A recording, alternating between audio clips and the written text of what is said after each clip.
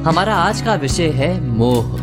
मोह का अर्थ होता है एक ऐसा आकर्षण जिससे छूटा ना जा सके, ऐसा खिंचाव जिस पर हम काबू ना पा सकें। यही होता है ना मोह। विवश होकर हम खींचे चले जाते हैं। कुछ प्राप्त करने के लिए हम अपना सब कुछ दांव पर लगा देते हैं। वो मोह का पात्र कोई व्यक्ति हो सकता है, सत्ता हो सकती है, संपत्ति हो सकती है, कोई वस्तु हो सकती है, या शराब और जुए जैसा कोई व्यसन हो सकता है। जिस प्रकार लोहा चुंबक से छूट नहीं सकता, वैसे ही हम अपने मोह से छूट नहीं पाते।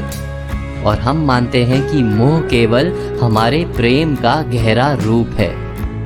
क्या ये सत्य नहीं?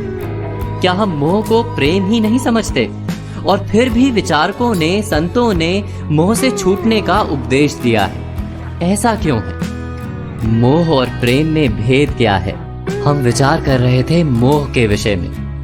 हमें तो सदा ही हमारे मन का मोह प्रेम लगता है, किंतु गहराई से विचार करेंगे तो हम तुरंत ही जान पाएंगे कि प्रेम और मोह के बीच एक बुनियादी भेद है।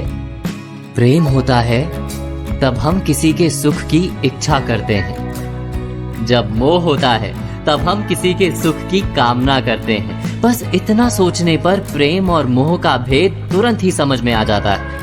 किसी व्यक्ति के प्रति जब हमारे मन में प्रेम होता है तब हम उसे सुख देने का प्रयास करते हैं। उसके प्रति मोह होता है तब हम उसके माध्यम से स्वयं सुख प्राप्त करने का प्रयत्न करते हैं। क्या ये सत्य नहीं?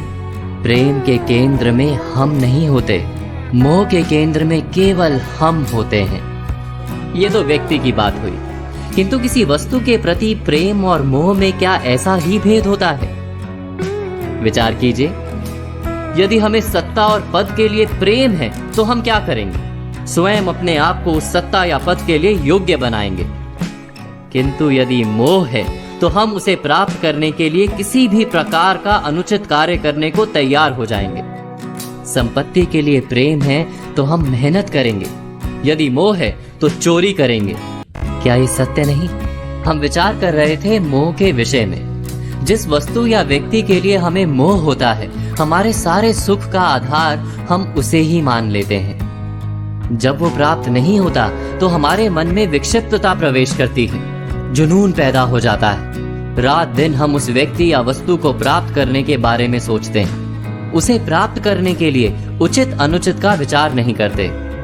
यही कारण है कि मोह से भरा व्यक्ति स्वयं को और समाज को हानि पहुंचाता है। तो क्या इस मोह से बचना इतना कठिन है? नहीं, मोह से छूटने का सरल सा उपाय है। मोह को प्रेम में परिवर्तित कर दें। अर्थात बस इतना जान लें कि हमारा सुख और दुख किसी व्यक्ति या वस्तु के कारण नहीं हो सकता। सुख और दुख ये तो हमारे अंतर का व्यापार है, हमारी आत्मा का स्वभाव है। जैसे ही हम किसी को अपने सुख का आधार मानना बंद करते हैं, क्या तुरंत ही हमारा पागलपन नहीं छूट जाता? एक छोटी सी बात से विचार समझा जा सकता है। बचपन में खेल के लिए पागलपन था, बड़े होने पर खेल के प्रति प्रेम अवश्य है, किंतु अब पागलपन नहीं।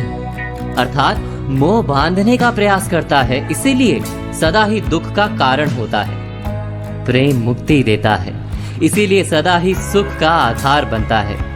इस पर विचार अवश्य कीजिएगा।